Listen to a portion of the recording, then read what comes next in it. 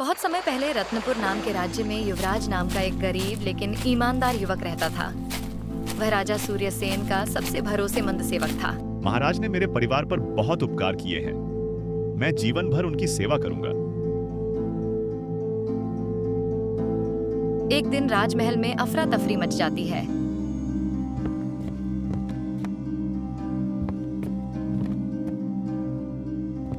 महाराज, हमारी बेटी राजकुमारी तारा बहुत बीमार है।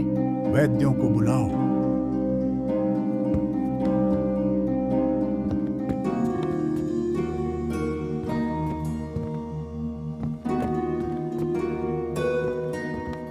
कई वैद्य आते हैं लेकिन कोई इलाज नहीं कर पाता।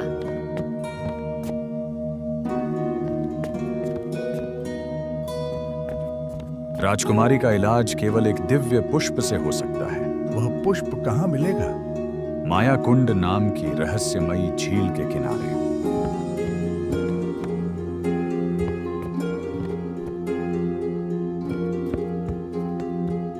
महाराज, मैं वह पुष्प लेकर आऊंगा। बेटा, यह यात्रा बहुत खतरनाक है। राजकुमारी की जान बचाने के लिए मैं हर खतरा उठाऊंगा। युवराज घने जंगल में पहुंचता है।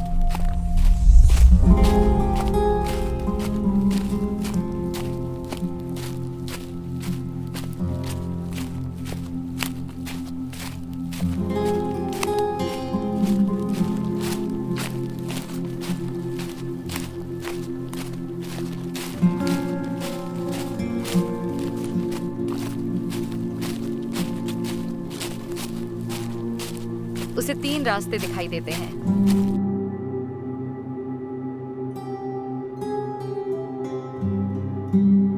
अचानक हवा का झोंका एक पत्ता बीच वाले रास्ते पर गिरा देता है। शायद ईश्वर मुझे यही रास्ता दिखा रहे हैं।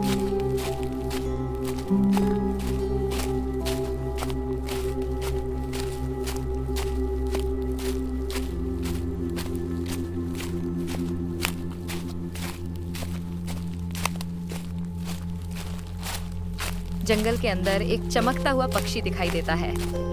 यदि तुम्हें दिव्य पुष्प चाहिए तो मेरे पीछे आओ। युवराज उसके पीछे चल पड़ता है।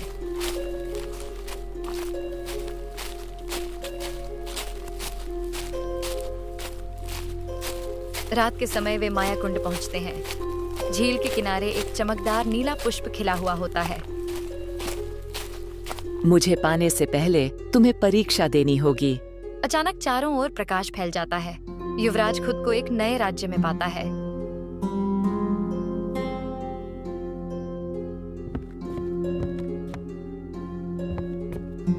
वहां उसकी मुलाकात सुंदर राजकुमारी मृदुला से होती है।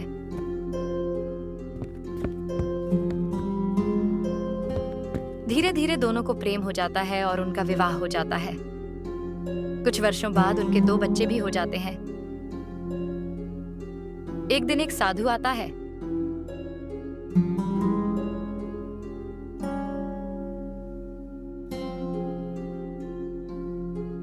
वह युवराज के माथे को स्पर्श करता है। अचानक उसे सब याद आ जाता है। अरे, मैं तो दिव्य पुष्प लेने आया था। क्या तुम हमें छोड़कर चले जाओगे? पिताजी, मत जाइए। युवराज की आंखों में आंसू आ जाते हैं। मैं तुम सबसे प्रेम करता हूं, लेकिन मेरा कर्तव्य सबसे बड़ा है। वह अपनी आंखें बंद कर लेता है। अचानक सब कुछ गायब हो जाता है। वह फिर से मायाकुंड के किनारे खड़ा होता है। बधाई हो, तुम परीक्षा में सफल हुए हो। बाकी सभी लोग मोह माया में फंस गए, लेकिन तुमने कर्तव्य को चुना।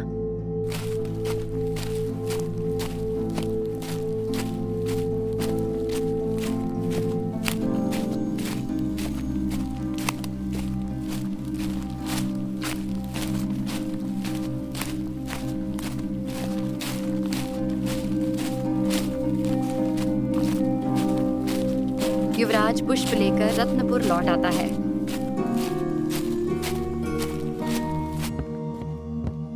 महर्षि व पुष्प राजकुमारी तारा को खिलाते हैं। कुछ ही क्षणों में वह पूरी तरह स्वस्थ हो जाती है। आज से तुम मेरे सेवक नहीं, मेरे पुत्र हो। पूरा राज्य खुशी से झूम उठता है। कुछ वर्षों बाद युवराज को रत्नपुर का नया राजा घोषित कर दिया जाता है। जो व्यक्ति कठिन परिस्थितियों में भी अपने कर्तव्य और वचन का पालन करता है, वही सच्चा विजेता बनता है।